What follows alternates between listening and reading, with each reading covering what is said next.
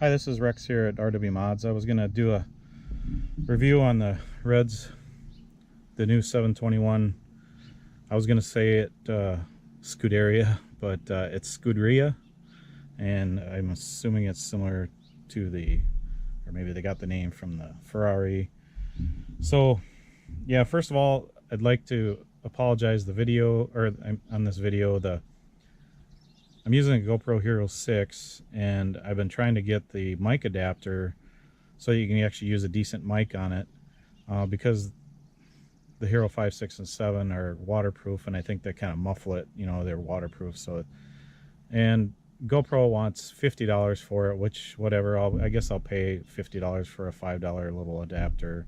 It's just for a 3.5mm, but it's a special plug that they have, so... but they've been in back order through GoPro, and no one has them. And eBay, people are selling them for $100 or more, and it's just ridiculous. So hopefully I'll get a adapter here in the future and have a decent mic. So opening up, I haven't taken this engine apart. I have taken it out of the box, and it's really a nice looking engine. I've seen pictures. There seemed to be a lot of hype about this engine. That's one of the reasons I got one in. We got the packaging, we got some stickers, diagram, control certificate, some instructions, kind of the usual stuff in the box.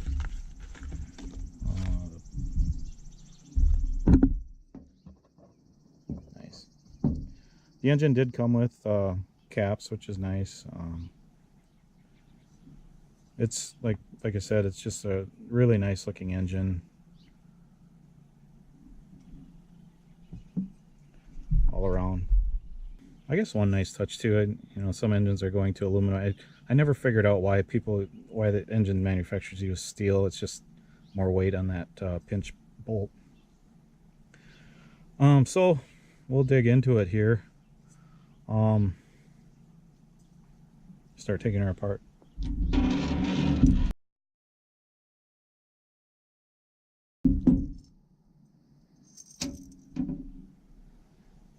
The head does feel really light.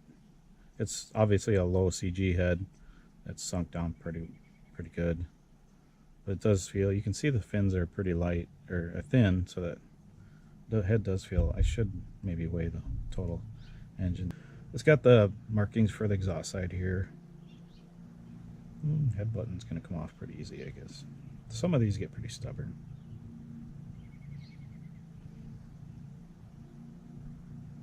Bear with me on the noises. Every time I come outside to do a video, because the lighting's so good, neighbor decides to mow the lawn or something goes on.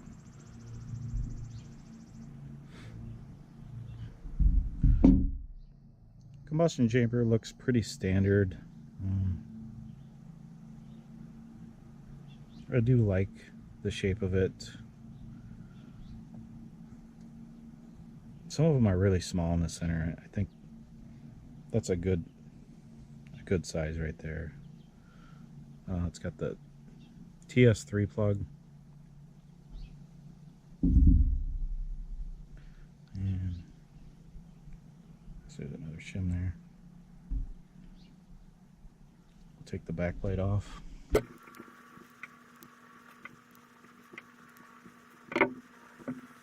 So I got the screws out of the back plate.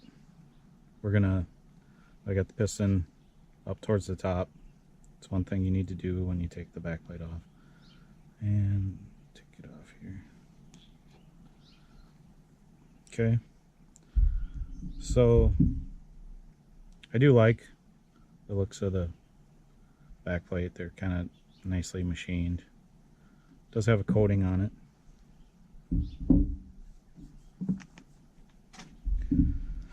Inside, we got a weighted crank, DLC coated. So we'll take the sleeve out. always use plastic, zip tie or something plastic when you're catching the sleeve there. And then just use a wrench, something plastic in the exhaust port, and push it out. So the sleeve looks like a pretty good design. It's a little different than some of the other reds that I've seen. A lot of them have some scallops and stuff, and this actually, I do like the looks of it. 7 ports.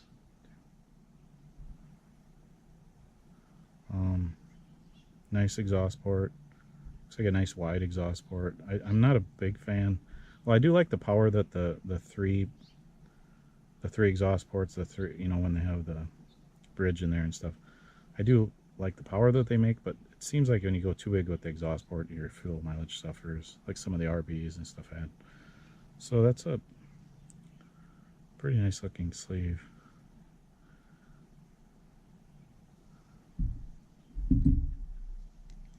So,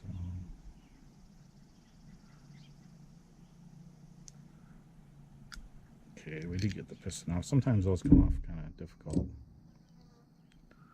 So I think this, you know, doesn't look too much different than some of their other models. It's good. The materials on the reds, the Pico-based engines have always been pretty good. And then we got the crank.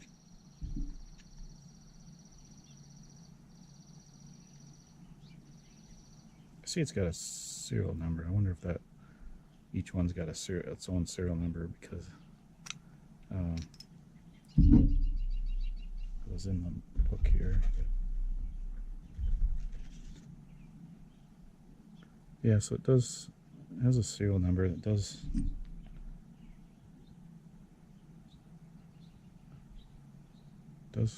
correspond with it. So in the crank, looks to be, I mean, not drastically different than anything that's in the past. DLC coated is a major plus. That's something that, you know, the cranks just simply don't wear out unless you run sand through them. It's got weights in it, which I'm not 100% what the material is on the weights. I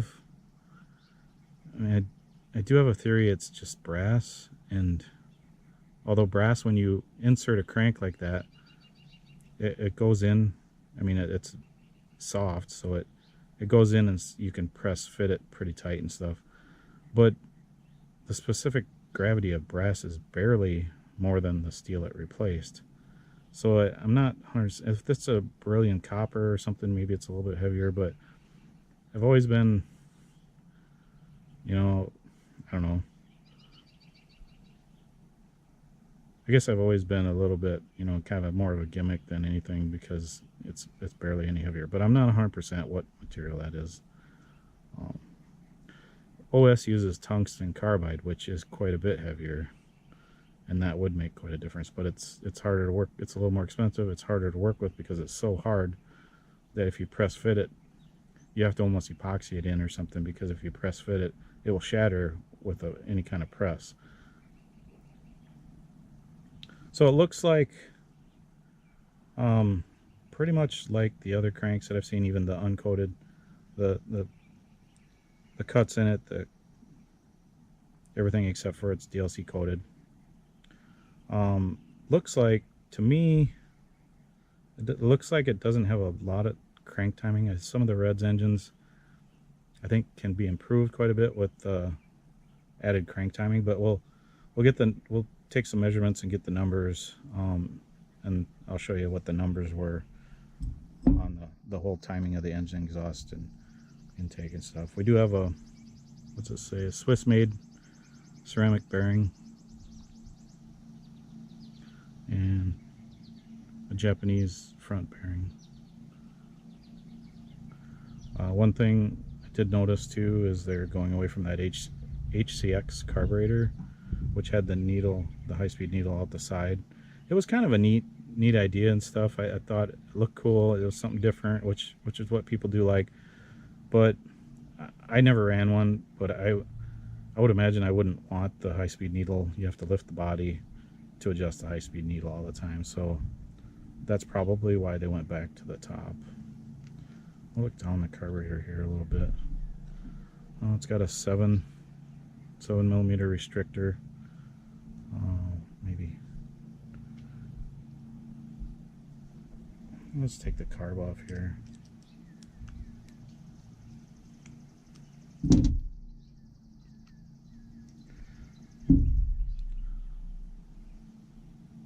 It's a nice looking carb. I'll try and see what we got for.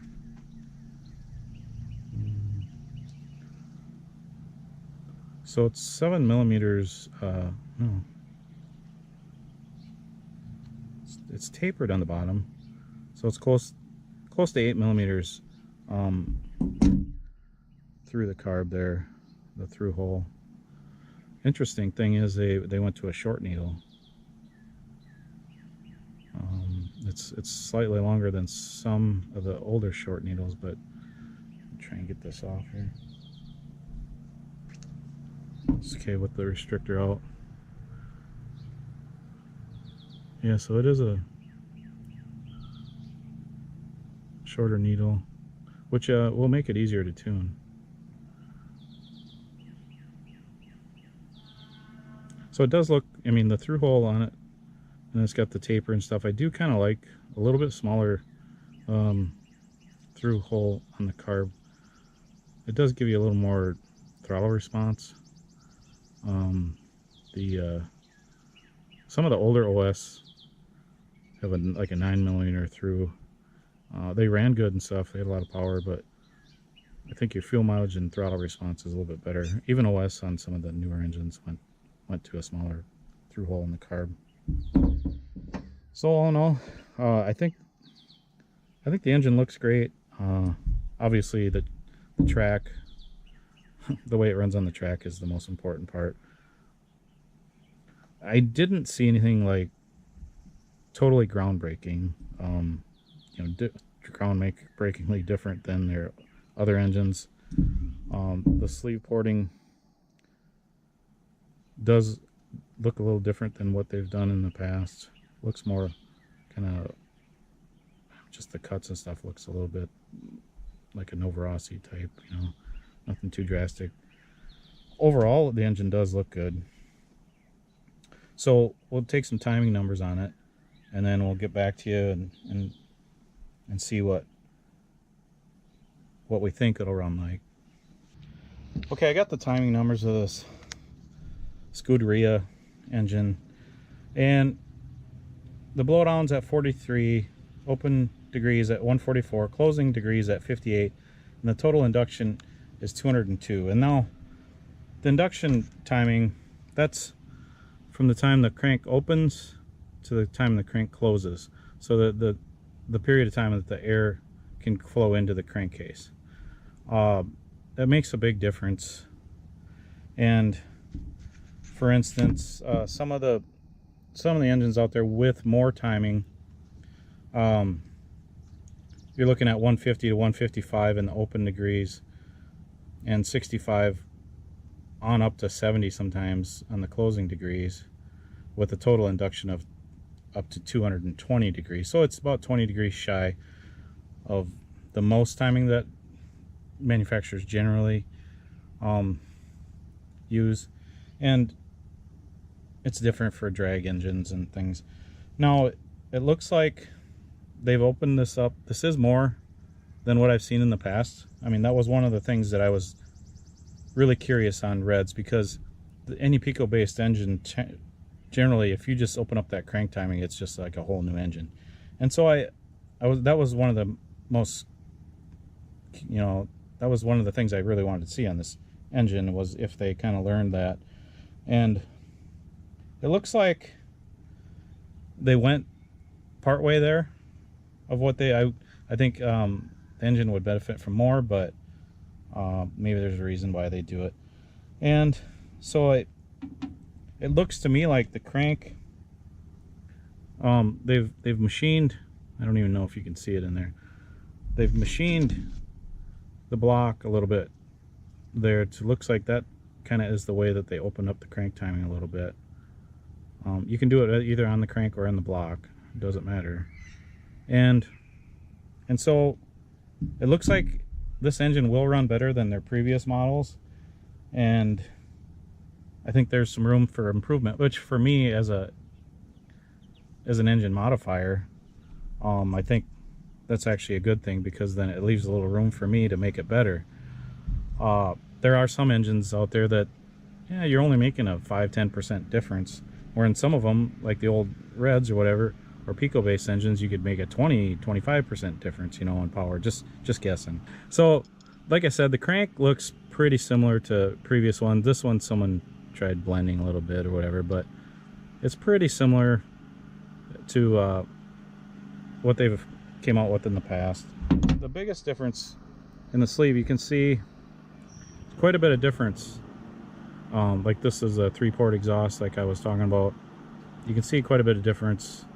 They actually went a little bit bigger diameter, more like the Novorossi style. Actually, the outer diameter is actually a little bit bigger on this one, which is good because it's more standard OS Novorossi. When you go to repinch, it's easier. And the block difference, this is an older block. Of course, they had to cut the top for the lower head. They made some minor changes. One of the biggest changes is, if you look at the exhaust, how the older one is tipped down and the newer one looks straight, which is a good thing, because the guys try and put regular pipes on them and they fit, but they're not great. So that's a good change too, is having that exhaust coupler there straight.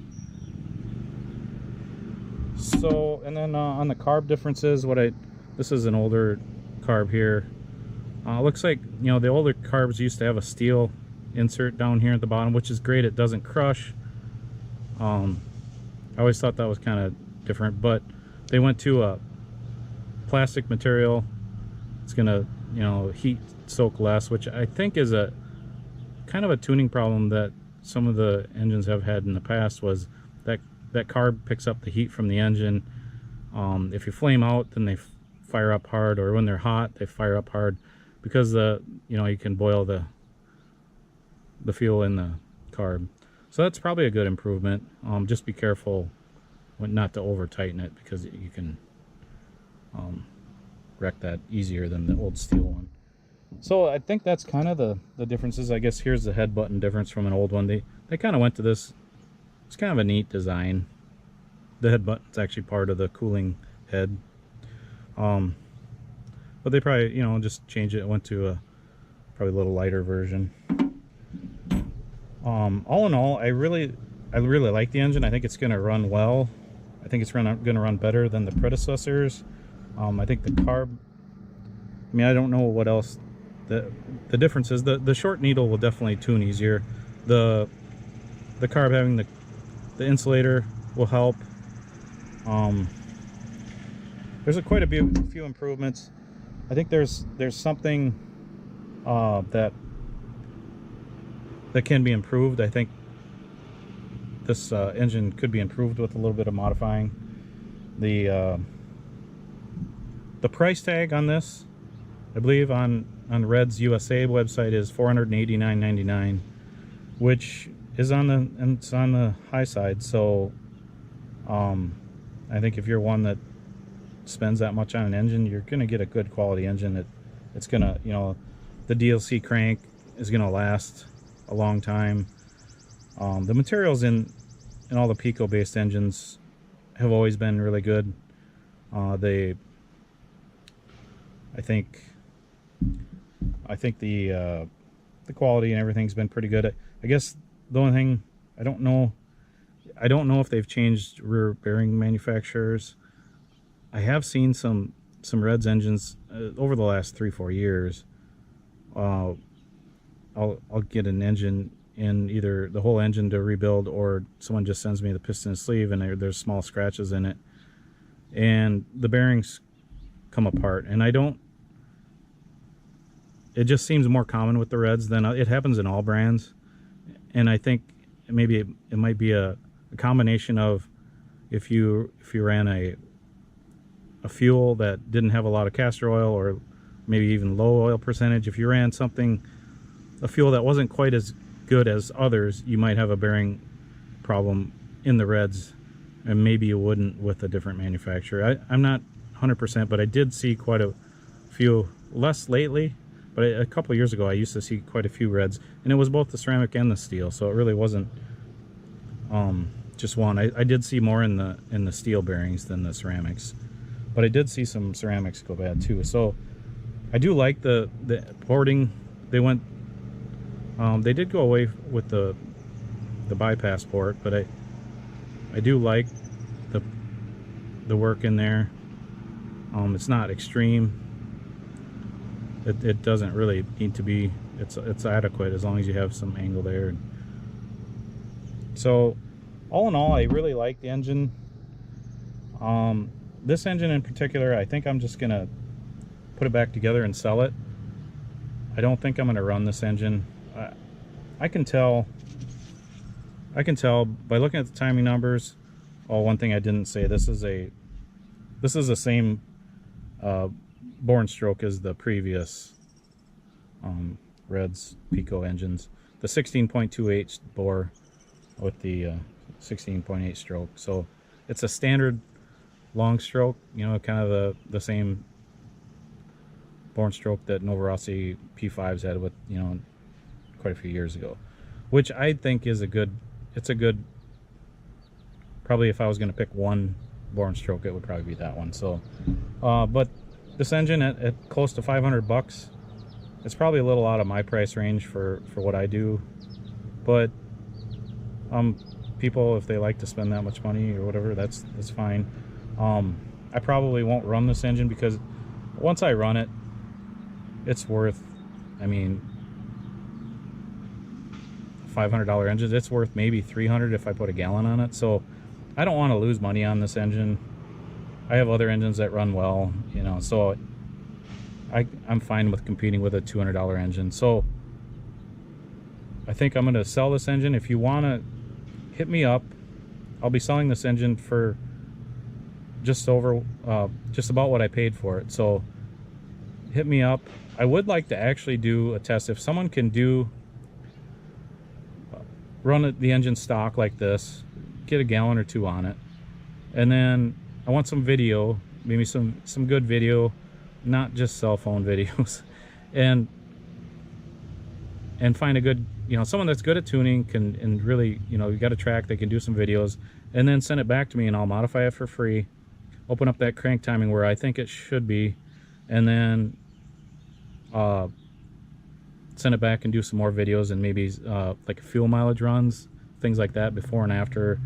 So I'd like to, someone want to hit me up, I'll just sell this for what I got in it, which is under $400. And I would like to do a comparison there. Someone that's a good driver can do some video.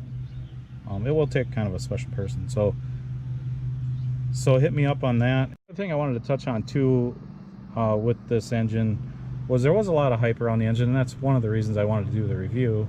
And it's a sexy engine. It really is.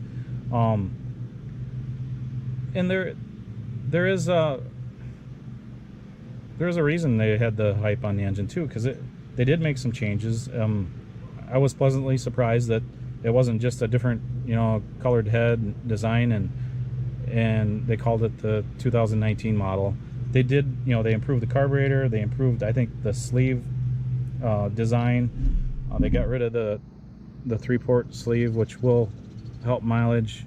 I think there's some pretty good improvements. The DLC coated crank, which they did have on a previous model, but I think all of those do make this a very attractive engine to buy, if you're willing to spend close to $500 on it. And I think there is you know, a market for it. And also I've seen on social media some talk about, you know, some fuel runs and what they were getting for fuel mileage, which this engine should have an increased fuel mileage. I mean, it should. I've seen some posts at 10 minutes. Probably in the right conditions you could get 10 minutes. I think it's just an improvement probably over the previous versions, and probably looking at the timing and stuff, it should be on par with some of the better engines on fuel mileage. But I also think that, you know, in my case, I'm not going to run this engine because I don't really want to lose $100 on it. Just, you know, if it's got 2 gallons on it, it's worth half price of what I paid for it. So I think for me personally, I feel, and I felt this way before, not just because of this engine or anything, is you take a baseline engine, a P5, or, you know, a cheaper engine like a P5 or the Red's R5R, you have it modified. The fuel mileage and the power will be increased, and it will run as good or probably make more power than this engine, with everything maximized. And I think that this engine, though, with the DLC coated crank, it has a justification for having a higher price tag, and that just like an OS Speed with the DLC crank, you can put a rod in it at 6 gallons and new bearings in it, have the sleeve resized every once in a while, and you can get 20 gallons out of it as long as you don't get it too hot or suck dirt or something. So there is that too with the DLC coated crank engines of any brand. Unless you get sand through the engine, the coating stays on. So there's some trade-offs there. I think for looks alone, if you got $500, it's a nice looking engine. So like I said before, if someone wants to hit me up and do test this engine for me, that would be great. So let me know, and thanks for watching. Goodbye.